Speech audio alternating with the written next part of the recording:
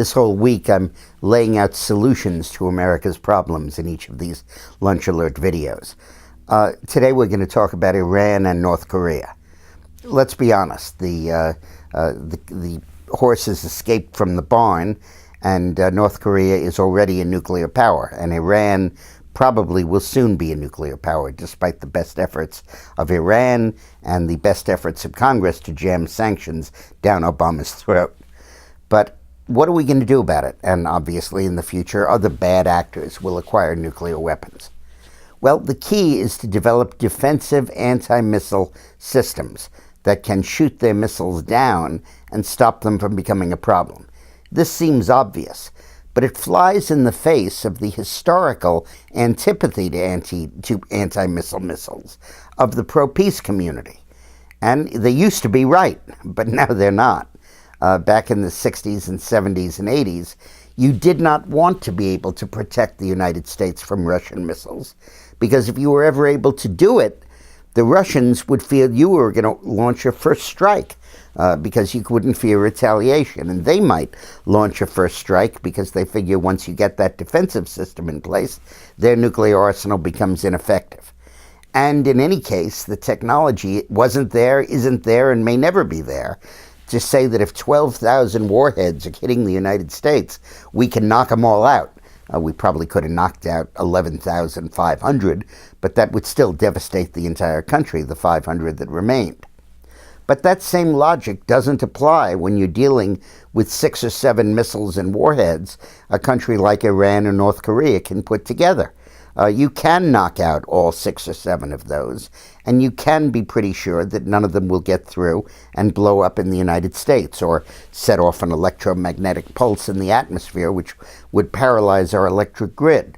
The key is, where do you launch the defensive missiles from? We, for a long time, have had land-based missiles. Now, unfortunately, most of those face north with the view of Russian missiles coming over the pole, and most likely North Korea or Iran would launch it over the South Pole for just that reason. But we could reposition them. A lot of our arsenal is sea-based missiles, and those are very effective because you can put them right off North Korea or, right off the Caspian Sea or Black Sea for Iran. The problem is that you really can't be sure that you're going to hit the missiles because the trajectory is such that you may not be able to do it, and you may have to hit the missiles over the United States or some neutral country, at which point the radioactive debris falls on the country that's the target. So the best way to do it, the only sure way to do it, is a space-based anti-missile missile.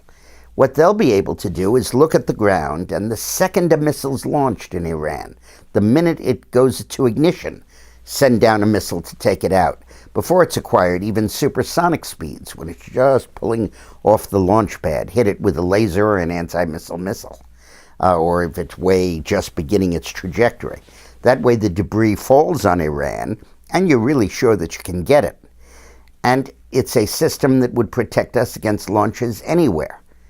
Now, the problem is that the peace movement and the UN are so committed to keeping missiles out of outer space, which is a short-sighted policy. It's a reflexive, knee-jerk, almost theological approach, without really taking into account the pragmatics of it. And the UN is now working on a treaty to ban debris in outer space. Eileen and I wrote about that in our book, Here Come the Black Helicopters, and the book before that called Screwed.